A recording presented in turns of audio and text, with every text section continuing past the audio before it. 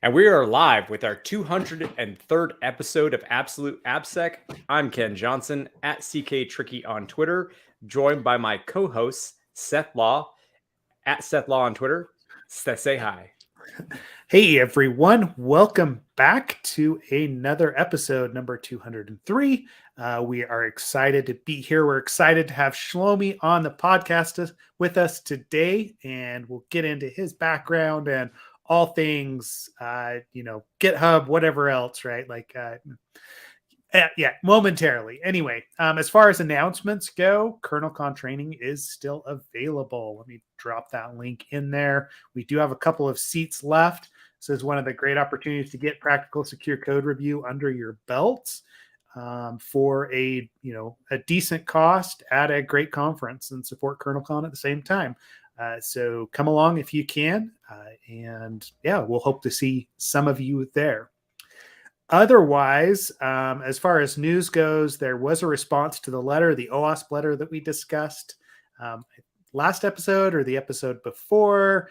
I don't know if we're going to get into that too much today, but jump into Slack. There's been some discussion on it already among listeners, and there's some interesting takes there as far as what's going to happen. And some of the board members, like one of them, has decided that he can't change OWASP, so he's going to resign and do some other things, right? So there's activity, so it'll be interesting to see what actually happens. The response from OWASP and also from this board member that, has decided to go another route. Besides that, I will be in Northern Virginia in Ken's neck of the woods. This week on Thursday night, I'm speaking at OWASP, but Ken will sadly not be there. But I will have t-shirts and swag to give out if you happen to be in the Northern Virginia area. I know this is the first time they've had an in-person meeting in 3 years, so it'll be good to see everyone. Ken, I think that's everything. Do you have anything else you wanted to add before we? Dude, I didn't realize you're the first. I didn't realize you're the first speaker back for the in-person stuff. So that's pretty cool. I said I wouldn't go unless it was in person. I wasn't going to do it. I'm tired of the online. You're tired of the virtual. Yeah. No, I'll be in Florida competing. So sorry. We just didn't. Yeah. Anyways, we just didn't coordinate it. Yes. We didn't coordinate it. Back to Shlomi. All right. Yes. So I got to tell everybody the funny way that you and I even started talking, even though we both worked at GitHub. Cole actually kind of connected us, Cole, an avid participant, listener, friend of the podcast. Right. So you and I got to talking and guys, Shlomi's got so much experience, worked in all kinds of different parts of AppSec. Every time we talk, it's hard for me to stop having the conversation with you and to actually cut it off. It's I think you're one of my favorite people to talk to about AppSec stuff for real. So I'm excited that you're on. I know we're going to get into your background. We're going to talk about all the things you've done. I know you've been at the technical side of the house, the leadership side of the house, the sales side of the house, business development, whatever you want to call it. You've done kind of a little bit of everything in this, and you've worked at a bunch of the major players in the field, to include places like Fortify and GitHub. So anyways, excited that you're on. Thank you for joining us all the way from Australia at this early hour where you're at. I'm really, really excited, guys. And so lucky to actually be on this show. And again, kudos to Cole, who is doing an amazing job with people basically trying to kind of increase their AppSec, and is now in another event. And he introduced us, and I'm like, wait a second, what are you talking about? Ken, really? And we're working together? I didn't even know about it. So I'm so glad that we got connected, because just like you said, every single discussion is really interesting. It's really talking about kind of the main challenges in this industry and kind of what can be done to help. And you can't solve everything, but I think some of it can definitely be done. Yeah, so go ahead. No, that's one of my favorite things about talking to you is just the honesty. a lot of people kind of, they put, especially when there's a business development swing to things, they'll kind of like put like maybe a little bit of a twist on things or something like that, or fluff things up to be something they're not or whatever. But you're pretty realistic and pretty, yeah, you're legit, blunt, and upfront about stuff, and I love that. So there's a little bit of background noise, by the way, on your end of things. Not sure. Just wanted to let you know. Could be. I might. I'll try and move a little bit, maybe to eliminate it. Oh, no worries. I just want to let you know because I think there's a bit of building. There's a bit of building on the outside, so that might make a bit of noise. Wrong day to do a podcast. No, it's fine. Yeah, we run into it all the time. We've streamed off of iPhones before, so yeah, we know how it goes, right? So, yeah, Shlomi, tell me a little bit about what you've been doing the last couple of years, like what your position is there at GitHub. I know you've been in the industry for a number of years. I'm coming into this, fairly new. Ken's pretty excited, and we're always excited to have new people on. So, just tell the viewers what your background is and how you got into AppSec. Yeah, so basically, I started kind of 2009. Really, I got into AppSec, where prior to that, I was with a company called Mercury, and we did a lot of software testing. And for about 6 or 7 years, I was helping customers increase, I guess, the quality of their software and do software testing, unit testing and functional testing, performance testing, nothing to do with security. And what dawned on me for a very long time is like no one ever asked me about security testing. And then at some point in time, a small company from Silicon Valley called Fortify reached out and looked to open up their offices here in Sydney to look after APAC. And so I started basically working there.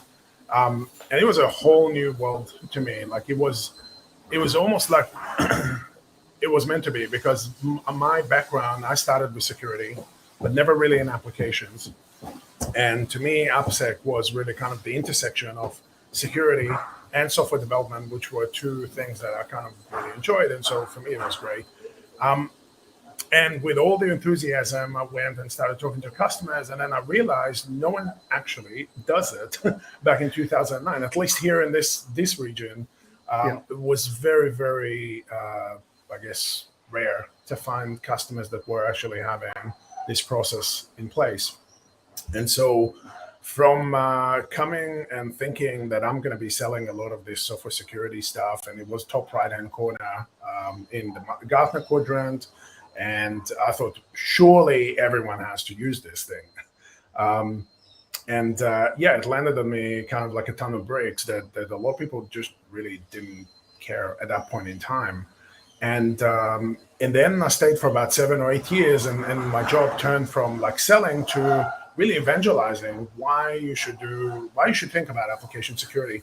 And it was very frustrating to see kind of like how in other parts of the world, some companies were a lot more advanced. They were kind of figuring out what needs to be done, where here it wasn't. And so I left Fortify and HP for about 2016. After a very long time, kind of thinking, I'm never going back to AppSec. This is like way too hard. You're never going to be able to convince engineers to do security because it's just not kind of in their path. And then a friend of mine about 2 years ago reached out to me to join GitHub in the same exact space. To do application security. And initially I was like, nah, no way. Like I'm doing DLP, I'm doing network segmentation, like all the stuff that is really easy to sell. Why would I go back to AppSec? But I really believe that if there's probably one company, not the only, but one company that can actually make a difference, is the companies that have a good rapport with the engineers, that can actually understand the engineers and bring security into their process, not the other way around, not to jam it all of a sudden kind of at the end of the process. And so I think that's kind of where I'm at. And so for the last 2 years, I've been trying to evangelize security within GitHub Okay. for our customers in APAC and work with mainly engineering teams, funnily enough, not security teams, on why and how they should actually build, security processes and tools into their day-to-day activities. That's it. I mean, that's a good intersection, or that's a good place to be, right? Like, I mean, so my last 5, well, I don't know how many years now has been on the consulting side, right? Probably almost 10 at this point. But that's where I always see the issue is, like, we come into a business and I'm like, okay, who's asking for software security, right? Is it the developers, or is it compliance and the security team that's under the IT, or networking space or somewhere else? And it's always disheartening to me as a consultant or an outsider when it's like, oh, this is only compliance driven, or, oh, we had a customer that came in and we have never done a code review or a pen test or whatever they're asking for. And it's not the developers themselves. So like the relationship just isn't there, right? That's where I love to see at least you speaking to developers directly. Have you, like, how has the success been from the GitHub perspective as opposed to what you dealt with during the 4 to 5 days? I think the main difference is at Fortify, I was speaking only to the AppSec team, like almost entirely exclusively to the AppSec team. And it was coming from a really, as you mentioned, kind of complete compliance. Like we've either had a breach or we had some sort of a compliance issue where, we had an auditor or maybe one of our customers that we're trying to ship software to told us, like, you guys haven't really passed any pen tests. So what can you do to prove to me that you're doing the right things? And it was really coming kind of at the last minute. Okay, how are we going to scan the code? And it was driven by the security team. And today I'm seeing a lot more engineering teams thinking about it from a point of view of like, okay, it might not be our top priority, because it's still our top priority is to build the best applications we can, ship them on time and on budget. However, we don't want to get to the last minute and do it and basically get trapped. And what I'm seeing is, and by the way, this is, I think, across the board in the security industry. Think about it, over the last 10 years, and I have probably a lot to account for on this, but every security vendor comes in with their tools that comes up with a ton of like red alerts and flashing lights, and we train people to kind of chase almost a bouncy ball, and then there's a million of them as well. And so that's really distracting for a lot of teams. Whether you're talking AppSec or DLP or network security, we love flashlights, but at the end of the day, that doesn't actually solve the problem. It just makes a lot of distractions. Mm-hmm. And I think engineers, what I've seen, and I read a blog post from Mark Curphey actually pretty recently about if you look at kind of like whether engineers really want to do it or not, and I think he's spot on. Ultimately, when I talk to engineers, a lot of them kind of don't put it as a priority, but they will do it if it's easy, if there's no friction, and even better, if it actually helps them solve another problem. And he actually put an example around Dependabot and how initially it was there to help people kind of solve dependency help, and then kind of the security was a secondary, and that's a great way to kind of introduce security. So I think that's part of the problem that we have a little bit in the industry is that, again, we're talking about the building security in, but we still kind of expect to bring in some magic dust at the last minute and hope that that's going to solve everything. And that's not the case. Yeah. I mean, and this is, I don't know. You're definitely speaking my language, right? Like, and Ken knows this. The whole Crocs and socks of application security and of security in general, right? Is we have these. I'm with you on the dashboards. We like the blinky lights, especially as a tool vendor, and I understand that that's like this is how we provide value, right? Is we show you when there's all these different problems, and the more problems that I can stuff onto this dashboard, it's the more value that I am representing with my tool.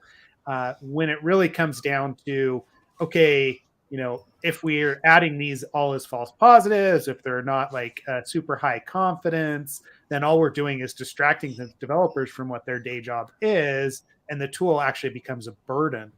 And I don't know the number of times we've seen that, right? Like even in the, forgive me, but even in the Fortify days there early, like as Ken and I met, that was one of the issues that we had pretty significantly, right? And we've talked about this a lot as we met on a Fortify project. We did. where they were just throwing a static analyzer at a whole bunch of code, and all we did was false positive reduction for months, right? That was it. Yeah. So, yeah. It was an awful experience, but it was a good learning experience. It was a good learning experience for us, yes, at the very least. Right? But it wasn't the tool. But here's the thing. It's not even just the tool. Yeah, it's not even just the tool. Like to think about like the security, like initially, at least back then, like the approach was like the security team, if they made an investment in a tool like this and a capability, they had to also justify what they're doing. And one of the ways, a lot of times, like the early days, was, oh, great, look how many vulnerabilities we pulled out of 1,001 or 2,000, and then we managed to kind of like, we have to address it. So it's kind of almost justifying their job. And today, I think it's different. Today, a lot of people that I talk to are kind of, less is more. Basically, give me kind of like only the stuff that we really need to address, and yeah, it's less about justifying my job and really working kind of with engineers to help solve this problem. Yeah, man. So I want to ask this question because like we're at the right spot for it. I mean, you mentioned that you several times that you were early days with selling Fortify, and that AppSec wasn't like AppSec tooling or security tooling, software security in general wasn't as much of a thing, right? We've mentioned that on the podcast and said, there was a dark time when people didn't even know about software security, and we had to do so much evangelism to even get people to understand that AppSec was a thing, right? But walk me through that a little bit. Like when you were first starting out trying to sell this tool, when you went in, was it like heavy cynicism or skepticism, or were they just like, why would I even, who were you trying to sell to? What were the reactions? Were people like, this seems like a lot of money just for something? I mean, what, like the good, the bad, the ugly? I'd love to hear it all. Like, what was it like in those early dark days? I had some pretty interesting and funny experiences. So what I learned really quickly is that at least in Australia, outside of the really large banks who had a lot of money and they weren't really doing it, I think you were talking to customers and they just like they were stare at you as if you just landed from Mars, and they don't really understand what you're talking about. And we tried all kinds of stuff. So I guess as an early salesperson, kind of first on the ground, you're trying to figure out really what works. Well, like, who are your best audience? Like, what's your ideal client profile that you can talk to that will care about this problem that you're trying to talk about? And I think Fortify, one thing that I'm kind of grateful, I think we've seen a lot of that information kind of in the US. So I had a lot of kind of that insight to start with. But when I started talking to customers, first, I guess we talked to the IT security team, all the guys that do firewalls and networks and all this kind of stuff, and they couldn't care about it at all, zero. Then we talked to the engineering team, and they're like, yeah, it sounds like a great idea, but we're struggling even to get the functionality right. So thanks, but no thanks. And then at some point in time, there were customers that had either a breach again or some sort of a compliance event, and then they had to basically appoint someone in security to deal only with application security. Like they figured out, they had the vision that this is going to be a problem and they need to solve it, but they didn't know how to solve it. They also didn't know, I think one of the biggest challenges was they didn't know how to communicate how big that problem is so that they can build a business case to get more people in. I think that was, in my opinion, still is a challenge. A lot of customers that I talk to often really trying to or struggling to figure out how do they create a business case to, not for the tools only, but for like, we need a capability. Like, do we know how do we know that we need 6 people versus 10 people or 3? Like, how do we justify kind of our existence in this organization? Like, why do we need us? And so I think back then it was really, really hard. And a lot of times it was really run a scan, show that kind of you have one project that has some issues, validate them, and fight off a lot of people that were skeptical around false positives. And yes, there were quite a lot of false positives, no doubt. But between those, you would find some pretty critical stuff that needed to be fixed. And then expand to other teams and show that basically it's not just one team, it's actually across the board. It's a more systemic issue within the company. And then you needed to show kind of like, okay, well, if we did it early, would it actually help or would it detract? And that was a lot harder to prove. But yeah, those were the first days. One funny thing, so this kind of metrics based, it was very metrics based. And remember, the first, at least the first customers that I dealt with were the banks. And for them, everything is metrics. Like, you need to basically show how a dollar that you invest is going to either turn into $2 or it's going to, help you avoid $2 or $3 of risk, something along that line. And so very metric driven, not really, oh yeah, we should do it for the right reason. So I think that is it. I did have a customer. That's a funny story. Well, not so funny for the customer, but one customer that basically asked me to come in, and again, they're struggling. They kind of had the feeling that their code wasn't really great. And they brought us in, and we kind of did a code scan as a proof of concept. And through the code scan, we're finding like thousands of issues in a relatively small code base. And I'm thinking, you know what? I'm talking to my system engineer that this must be like false positives. Like, let's go through it. And like every single one, SQL injection, cross-site scripting. It's like really early days. It's like so many, you're almost like, oh, maybe it's broken kind of thing. Yeah. Yeah. Something must be wrong here. And then we basically managed to validate not every single one, but quite a lot of those. And then the person that brought us in was the VP of development. And we didn't get to complete the POC. He said to us, yeah, thanks. It's great findings. See you later. And then what we found out after the fact is that the CIO basically decided to cancel the entire engineering team and move it somewhere else. So that didn't end up well. Because they got to a point where your tool, like, you couldn't fix the code. Like the needle on the haystack or something? Haystack, yeah. The needle that broke the camel's back, right? Like that was the final straw, right? Final straw. But that was the right analogy is like you have a needle in a haystack, and then like the whole haystack goes on fire completely, and that's it. It's like, yeah, let's get rid of the whole thing completely. And well, this analogy, the haystack is just SQL injection everywhere. But no, that's so. I'm guessing the engineering team already had like other issues, and then this happens, and it's like, yeah, we're moving on. It sounds like. Yeah, there were a whole lot of issues. So let's just say security, I don't think was their biggest issue at that point in time. There were other much more critical issions. But did the engineers that wrote the tool go with you? Sorry, I didn't mean to interrupt. Meaning, sorry, did engineers that support the tool? There's a little bit of lag because obviously distance and everything. So I apologize if I'm interrupting. It's the lag. It's hard to know. But what I'm asking is, like, when you would go and do demos with people, did you have like a software engineer that worked on the product with you, kind of thing, or was it just solely you kind of out there and then your support was remote, or how did that work? I'm just curious. Yeah, no, we had some people here, and then we started getting some partners that were getting kind of really hands-on with this, and they caught up on the fact that application security is going to be a thing. Like back then, like I went to, again, all the kind of the security partners, and no one really did AppSec, so they were focusing on selling network security devices and appliances. When I talked to them about software security, they looked at me with this, blank face, not really understanding what it is. Did you ever hear the firewall thing where they're like, so we've got a firewall. So. Oh man. Yeah, we've got a firewall. Yeah, it's fine. We have the firewall and we have username and password. I'm like, oh my God.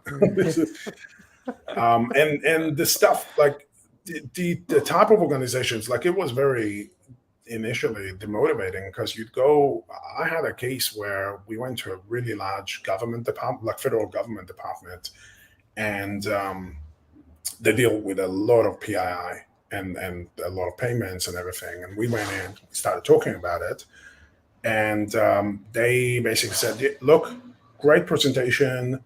And I asked them, "Do you guys want us to come in and do like a little assessment? We'll come in for free. Let's try 1 or 2 applications and show you kind of what's the status." And they're like, "No, thanks. It's like we don't need it."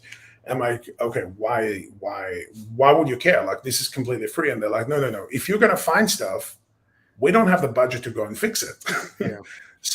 So yeah, thanks, but yeah, we need to get the budget to fix stuff, and then you can come in and show us kind of like what's broken. I'm like, okay, all right, that's probably not my ideal client profile right now, and I'm gonna find and talk to people that care about it. And so I think at the end of the day, like towards the end, I started being kind of, instead of trying to convince people to do it, I was really skeptical, and I was asking them like, look, guys, upfront, AppSec is going to be hard. It's going to take a lot of resources. You're going to need a lot of support from your executives because it's going to cost money and it's going to slow down developers. And if you're not willing to put the hard yards and you cannot tell me why it's important to you, that's fine. Here's some resources, like go and read about them. But I didn't spend a lot of time on those. Yeah, I mean, that makes 100%. Your ideal scenario is someone who, now back then that's going to be pretty tough, but your ideal scenario is someone who's like, man, we've got to either, you mentioned like people that had breaches, so they know they've got issues, or someone that for whatever one reason, compliance, you mentioned compliance, for one reason or another, they want you in there already, and that makes your whole, everything you do so much easier. Well, what's it like today? Or sorry, go ahead, Seth. No, I was just going to say that was the huge driver here in the States, right? Like during that same period for us, it was PCI 6.6, right? Like the whole AppSec version of PCI drove quite a bit of activity, either around dynamic scanners, right? Like Web Inspect and AppScan, but also static analysis tools. So Fortify, AppScan Source, or Ounce, whatever it was back then, right? But that's where we saw quite a bit of pickup. And I remember doing consulting engagements where we were looking at, they purchased Fortify but without any support or without any plan on actually installing it or using it. And then wondering why it wasn't effective 6 months later because they had just thrown it over the fence at the developers, right? That was the typical scenario I remember from back then. That was happening very, very often where someone in security, like towards kind of like maybe not the super early days, but like in the middle, like when it became kind of the de facto for application security testing, at least in this area, I'd just get security teams to say, yeah, we need to buy this thing. And I'm like, I was asking them, look, okay, how are you planning to deploy this and who's going to own it, etc. And and they're like, don't worry about it. We just bought it. And then we got come back a year later and you realize it's still sitting on the shelf. No one's really using it. Like engineers absolutely didn't even hear about it, or they heard about it once and then they kind of turned it off. And so they don't really care about it. That was kind of it. And today I have to say it's different. It's very rare that I go to customers and they don't have anything. And I think a lot of it is driven from engineers who know they need to do the right things. But again, they're looking for solutions that will not introduce friction at the end. I still go to customers like to large banks or large technology companies and they do the testing at the end and it frustrates the developers, etc. But more often than not, I see at least the developers own some form of tool to help them kind of get almost like early warnings before they get to the security team. And a lot of them do care about it. I still think it's not the top priority, but at least they know they need to do it the right way. Yeah. And that's a big shift, I think, in kind of the mentality. I actually just went to a conference. It's And I might have talked about this on the podcast, Seth. I'm not sure, but I went to Frontrunners JS here in Virginia recently, and one of the talks was about I think the acronym's AcruMay or something like that, but it's about like code quality essentially, like what makes not even code quality, software quality. That was what was actually clarified in the talk. It's not code quality, it's software quality. Anyways, I was so pleasantly surprised when like half the talk was like, you should definitely, and it wasn't a security person, it was an engineer who was like, you definitely have to worry about security stuff. That's part of your software quality. And for me to sit there, because I was there doing homework, right? I'm there because I'm building a thing, and I want to understand the JS ecosystem better and what the new things are emerging. So I'm there basically as a developer, not even a security person. I'm hearing this and I'm like, oh my gosh, this is amazing. Like to hear engineers touting for half their talk that security is important about code quality. It's like, or is it an important factor in software quality? It's like mind blowing. 13 years ago, 15 years ago, that was nothing. That was not a thing. So I agree. I'm seeing that pattern. Shout out to Codasaurus is his handle, who was talking about that, but like David Aronson or something. But yeah, no, to your point, I think people do care. So with that in mind, what are other things that have changed in your time, kind of listening to what people need, listening to, how they tackle the problem of security, and, how does that kind of look, as opposed to, say, like I said, 10, 12, whatever years ago? Yeah, I think recently a lot of people kind of are thinking about what sort of tools can actually reduce friction. One thing that I'm hearing a lot, by the way, is around developer education. Like, how do you actually train and tell developers how to build it the right way? Because engineers ultimately they all want to do the right thing, or not all, but like 99.9% of the time they want to do the right thing if they can. But often we don't tell them how. And so our approach, like the old approach was, let's put them in a classroom. When they're on board, let's put them in a classroom for 8 hours and teach them everything about code security, like go through computer-based training, like next, and then they go through the whole thing. Boring as hell. They remember nothing out of it at the end. I think that was the original approach. And then there were all kinds of platforms that looked at gamification of it to at least make it more interesting for developers. But largely, a lot of them still take the same approach of like, okay, well, we need to get everyone out, and then we need to still do, maybe a hackathon is actually more interesting. For sure, it's more interesting than going through these whole training. But I think that the industry, kind of like, if I look at also my experience before at Proofpoint, which did a lot of user like security training and education, one of the things that doesn't work is that type of training. And one of the things that do work is when you have training kind of right on time. So just in time training. Like, I think the industry is missing solutions that can really help developers kind of when they code stuff to give them kind of a just in time moments of like how you should do security at that point in time. And I think that is going to make a difference. A lot of customers are asking for those kind of initiatives. Like, they don't want, let's get all the developers through kind of the security training, and that's a compliance tick box, because we kind of need to prove that we told them the right thing. But then really, if we want to reduce the risk, we need to be able to work with the developers when they write stuff and give them the information that they need on time, and not just send them to massive wikis and to read on their own. I think that's one thing. That, my opinion, with the introduction of, for example, GitHub Copilot and tools that can be almost like, think about like a personal trainer for an engineer, it almost allows you to kind of close a gap. Now, we're not there yet, but the vision that I think is going to happen is you can get your developers through kind of long-term training, but then instead of them being on their own, trying to code the right way and trying to do the right thing, but then not really having a lot of AppSec kind of help, because there's only one AppSec for about 600 engineers. That's kind of what I've seen in the industry. At least you have something that can actually help you maybe build. Now, I think it's early days, but it can be pretty promising, I think, long term. Oh yeah, Copilot.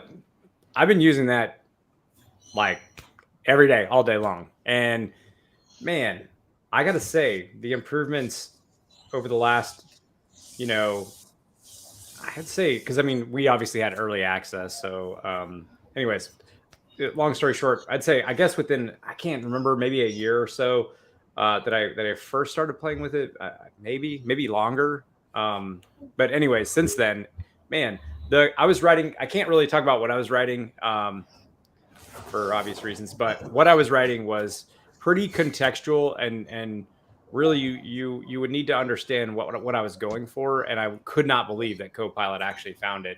But to your point, I think, also in those early days, people were calling out that Copilot was giving insecure code examples. And I think the way things have kind of shifted is that stuff's being reduced from what I'm seeing anyways.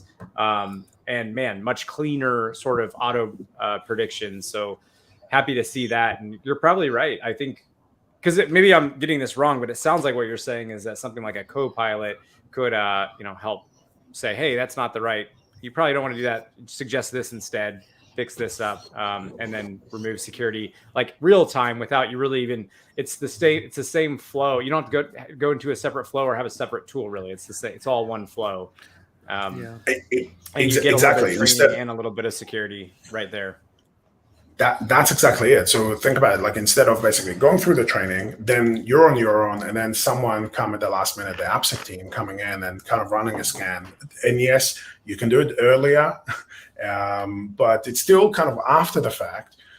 Instead of that, having someone, aka like Copilot, like a pair programmer that can actually tap you on the back and say, hey, here's a suggestion that is secure. And we're starting to build some controls in there, like for example, hard-coded passwords. There are certain things that Copilot could actually solve, and what that means is that it frees potentially long term. It's not there yet, but I think it could free up the time for engineers and AppSec team to deal with the harder stuff. And like Ken, we talked about it kind of previously about like your time when you were doing AppSec was really focusing on the harder things, like authorization or logic issues, those kind of things. And if you can eliminate the basic stuff like SQL injection, cross-site scripting, all that kind of the stuff that shouldn't really be there and is still fine, then that allows you to focus on the harder stuff.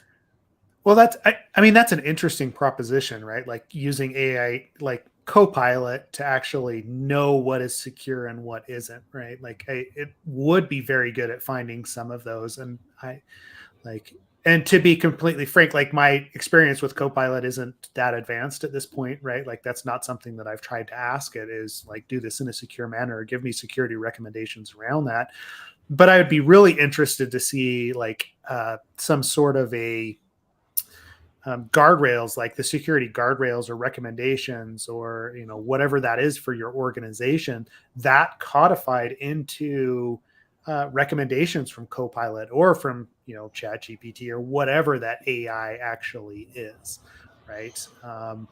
Because it would totally help me, right? Like from a development perspective, as I'm trying to put things together, I know that would be a logical place to do it.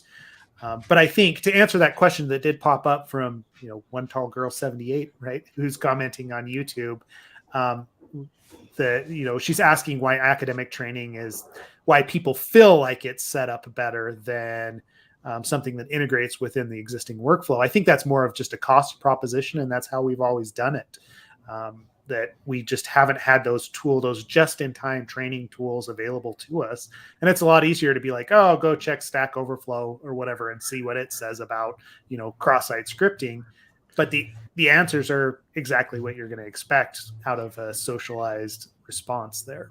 What was Synopsys called before? Was it Cigital, right? Cigital was the original name, I think. It was a or Synopsys acquired Cigital, or something like that. I don't know, whatever. It happened, and some others, but yeah. Oh, right. It's a multi. Yeah.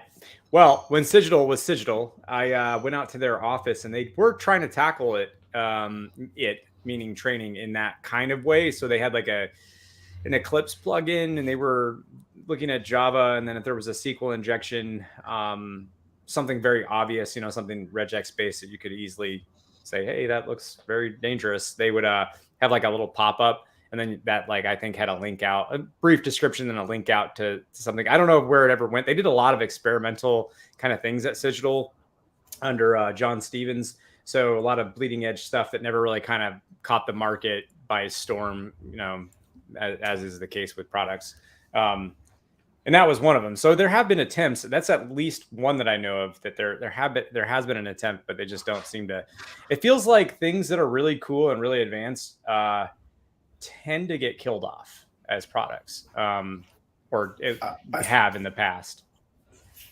It's kind of like surfing the waves, right? If you're too early to the wave, you can sit there for hours and then basically, not really get kind of anywhere. And so I've seen a lot of very, very cool technologies basically go to kind of the technology dumpster because they just were maybe too early for their time. If, for example, I think some of those were coming out now, it really solves it. Maybe it was made by visionaries that kind of saw the problem, that were so ingrained in the problem that they could kind of already see kind of the advanced issues that this industry is going to have, but they're a bit too early to the time. And I think that there were a lot of those. As an example, even at Fortify, like there was an IAST solution that they killed off really quickly, but they were the first one before it was even called IAST to have a solution that actually goes and looks into the code itself when it's running and see whether it can actually find stuff. And funnily enough, I actually had customers that were willing to pay for it, but then we killed the product because it was just too early. It just didn't have too many customers that were thinking about it.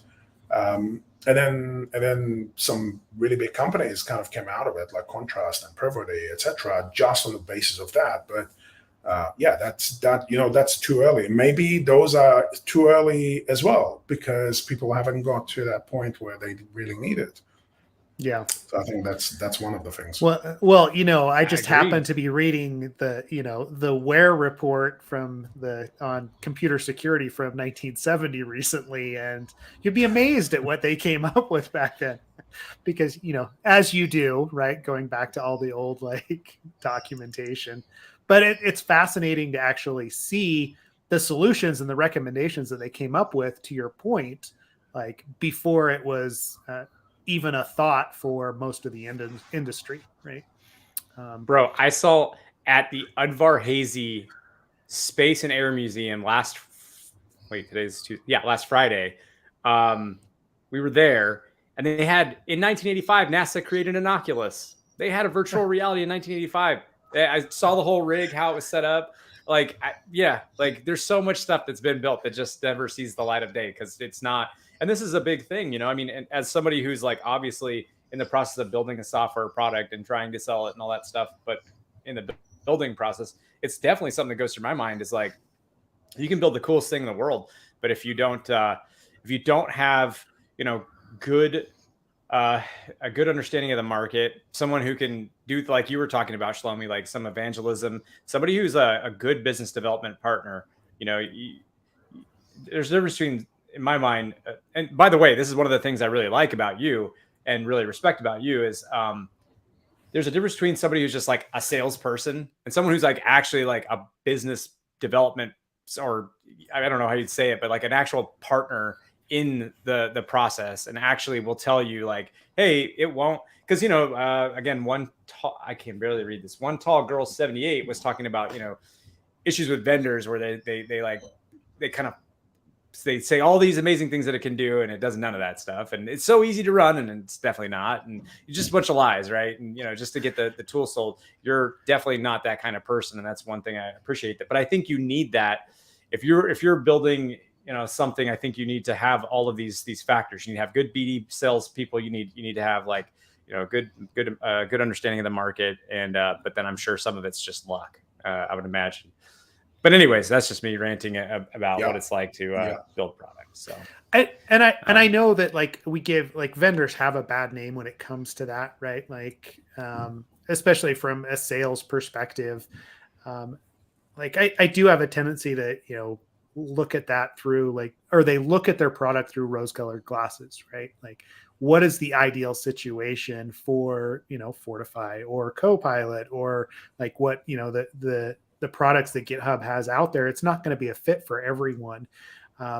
And representing it as such is always, that's always the problem, is they don't necessarily always talk about the downsides, right? Like, hey, you install Fortify and there are going to be false positives, right? Like that's upfront. Everyone in the industry knows that, but somebody that's coming into it new sees all the blinking lights and is like, oh crap, I have 10,000 things I've got to go fix. And especially from a developer perspective, where, hey, this is blocking the build and it's running in the CI/CD pipeline and it's telling me I have 10,000 items I have to go take care of.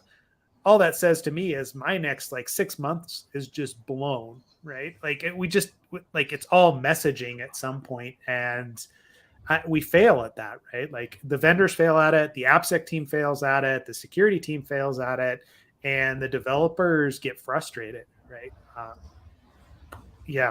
I don't know where I was going with that outside of it's not always the vendor's fault, right? Completely. No, I think I think here's the thing. Like when you look at kind of the life of a salesperson when they join a company, it's kind of like if you're familiar with the Gartner hype cycle, where where everything kind of goes up first. So there's a hype, and you're going up, and you're like all excited, and there's like a whole hype about the technology, and it's the same thing with the sales team. Like when they join in, they're kind of drinking from the Kool-Aid from the company, and then they go up to kind of the top, and then they realize that there's, wait a second, it's not that rosy. And then the risk is that you're going to go at some point in time to this, what is it called? Trough of death, I think, in the Gartner cycle.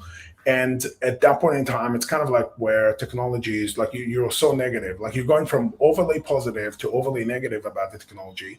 But if you can figure out what's the middle ground, like what are the positives of the solution that you're trying to talk to customers? What are the areas where maybe it's not really a great fit? Then you can really consult your customers in the right way. Yep. And as a salesperson, I think you can't really control whether someone is going to buy your product or not. But what you can do is you can control who and what are you going to spend time on. And I think that's really important. If you know what's a really good fit and what's a really bad fit, you can make those decisions much better. And I think a lot of people just don't really realize kind of like how important that is to be able to know when your product is a really good fit or when it's really bad. And be able to walk away from something is really, really difficult for a lot of salespeople. But that is, I think, the key to be able to manage your time much better. Yeah. Is it easier for? Oh, sorry. Go ahead. So I was just going to say my introduction to that was a CISO that would basically let every vendor in the area come into his office and sell him tools without any sort of a plan for how he was going to implement anything.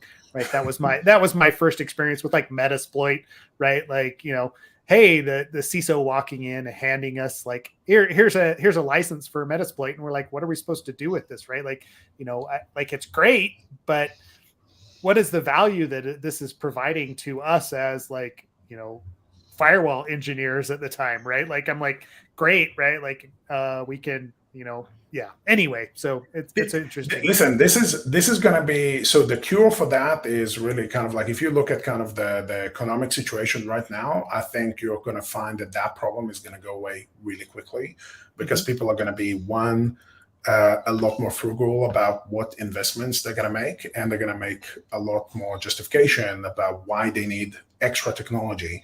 And the other thing is the last 10 to 12 years have been almost like an arms race from a cybersecurity perspective, not just AppSec, just generally.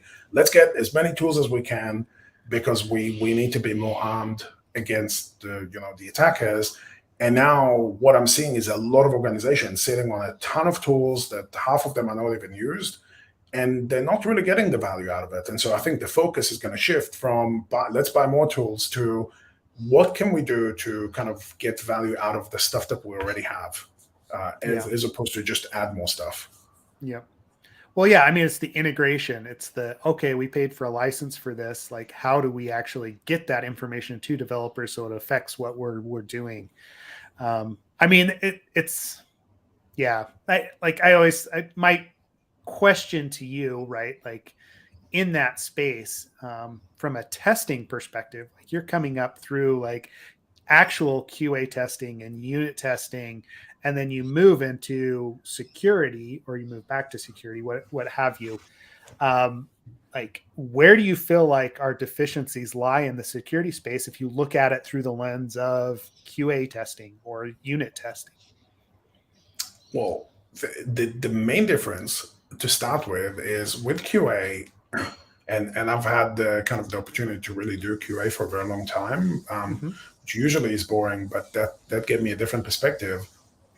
Think about it, like you have teams that are like big teams, much bigger than AppSec, that can actually look after this. And the other thing is, if you missed a bug in QA and you roll the software on the first day, your users are going to come and tell you. Where in security, no one's going to tell you until it's either too late, either the auditor will tell you, or you had a breach. And so I think that's a big difference in kind of in perspectives. So in security, really the onus is on the AppSec team to find it, or AppSec and pen testing, and you have a much smaller team Mm-hmm. and much smaller kind of focus on it. So yeah, so the odds are stacked against you to start with on the security side. Yeah, I mean honestly, the ratio that you spit out there, like 1 to 600, is just I don't know how an AppSec person actually covers that amount of code, right? Like it's I mean, it makes you wonder what's their role in that situation with when it's 1 in 600. Are you like you're not okay? You as an AppSec person, your value is your knowledge and understanding of the space, right? But how are you being utilized at all for that skill set when it's 600 potential people that who are writing code all day long every day? I mean, I just don't. I think you have That to does take an not approach. compute. Yeah, exactly. Well, if here's the thing, like you're not going to be able to ever be in front of every single engineer every single minute of the time. It's just not going to happen. And so you have to take, I think, an approach of I need to be a false multiplier. How do I actually take what I do and package it in a way that I can actually give it this bite size to the engineers and train them? And one of the approaches was, okay, well, why don't we get engineers through some sort of a boot camp and make them the security champions? And I think that I've seen that quite often happen. Some of them do that better than others. So one of the banks, for example, that I work with, at least in Australia, has a whole boot camp where they bring engineers, like the engineering leaders, and they walk them through kind of a 2 or 3 day boot camp to get them through kind of security. And so you're becoming, you have those champions, and then your role is really to come up with the governance, kind of what the policies are, what the governance is, what sort of tool, maybe help with the tooling, help on the kind of the harder stuff, and then also do the harder testing kind of last minute, but then let the engineering teams do most of the kind of the grunt work on this. Easier said than done, I think. yeah. I'm kind of curious to see what you guys kind of saw in the market from what people that you talk to do. Well, I mean, I can tell you when I worked at Living Social, I can talk. I mean, there was me and Mike McCabe, and that's what we had to solve the issue. And we had similarly, if I can talk, it wasn't say 600, but it was probably a couple hundred developers. So we were definitely outmatched. And for us, I mean, it was like it was quite a process. I don't know that we did everything perfectly. We definitely didn't. I think understanding understanding our assets was like in terms of like where do we actually use AppSec skills. We had to first like do all the things you'd expect: asset inventory, interviews with the heads of different departments to see how they're operating, trying to get some tooling in place. Actually had the same situation that you're talking about when I joined. Some tool decisions had already been made. So like I had a contract with, definitely White Hat. And I definitely did not want that contract, but it was kind of forced on me. And the other one was, what was the thing? What was the software? Or maybe it's still around. What's the software product where you'd like upload it to a web portal and then they would run a scan? Veracode. Veracode. Veracode, yeah, that one. Yeah. Oh yeah, sorry. Yeah, no, they're definitely Veracode. Right. So Veracode, but back then you have to understand. Well, I don't even know like how Vericode's tooling works today, but man, back then that was awful. Both those solutions sucked. So we really didn't have any great tooling.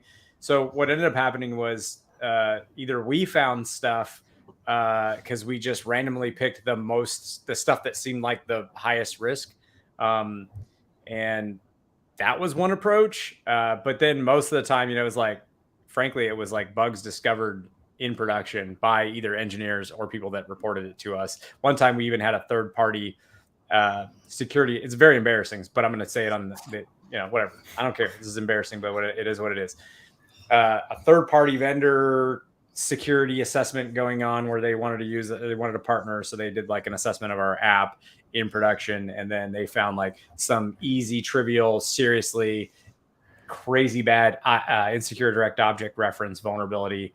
And so stuff, basically what I'm trying to say is like, when I look back on that time, it was great for me on how to like learn how to do things better in the future, how to structure teams better, what you're looking for in an organization, just how to do everything. But honestly, like, man, I probably screwed up so much there and did so, and then just being outnumbered as well. So it's like, man, I don't know. Like, I really don't know the answer for security. I think this is like that. This is the hard thing for AppSec. I'm thinking like this is a fight that just never ends. Like you just have a whole lot of engineers you need to work with. There's a whole lot of code. There's way too much stuff to do kind of in the time of day that you have. And I think in general in security, there's no winning point. There's no point where we get to kind of a finish line and you say, great, we've done it. We won. It just doesn't happen. It's like, basically it's Groundhog Day every day. And that, I think that the mental element of how do you actually manage kind of to do a marathon like this with no finish line, that I think is one of the hardest things for a lot of AppSec teams. And then I've seen some amazing AppSec people basically just get completely burnt out because it's just, man, it's like way too hard. So either they go up the chain or they move off to do something else. But I have not seen people that have spent years and years and years in this job. It is really grueling. I think. Well, at least GitHub Advanced Security is there to help you out. It is. Well, and that was going to be sponsored. But no. I was going to bring it up. Oh, sorry, Seth. Go ahead. No, I was going to say the tooling is the approach that I've seen that's actually been successful, right? And especially in those situations where it's like one or two AppSec guys against the world, is because that's what it feels like when so much code is being spit at you. There's no other way to actually handle it. Is just, okay, we're going to start looking at authorization. How do we do that? How do we tool that up? How do we create the unit tests and kick those over to QA or someone else to help us out? Who do we find on the development team that can be a security champion? Those are the programs that I see as successful, at least as a consultant coming in from the outside. The ones where it doesn't work is where it is like, hey, it's just coming from compliance and they know that they have to do application security. So, we contract this firm to come in once a year and do something, but there's not anybody that's actually directing that program or those efforts. And so it's going to be the same thing year after year. And honestly, those clients, from my perspective, aren't as fun to work with because we find the same things in the app year after year, right?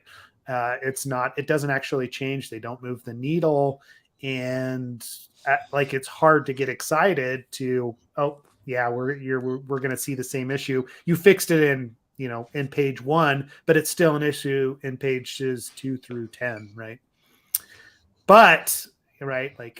Celebrate the small wins. I think I saw someone on the chat that said that is so important, and we keep on forgetting to do that. I think in general, kind of in life, and I think you have to do that to keep going. Yeah. Otherwise, again, there's no end. There's no finish line. Well, and it is grateful. remain grateful, like, be excited that you get to actually look at code and, find these things, because it's a big puzzle, right? And it can be fun even when you find something that is, or maybe especially when you find something that is that edge case and is fairly severe, because then you can come on the podcast and talk about it. There you go. That's what keeps me I going. do want to be, exactly. I do want to be cognizant of time. I know, Ken, you've got a fairly hard stop, and Shlomi, we are so appreciative of you being here. I see what you're saying. We're going to have you back on. We'll schedule another time, maybe a month or two out, if you're amenable to that, to continue the discussion, because there are other questions that have popped up, and it's been a great discussion.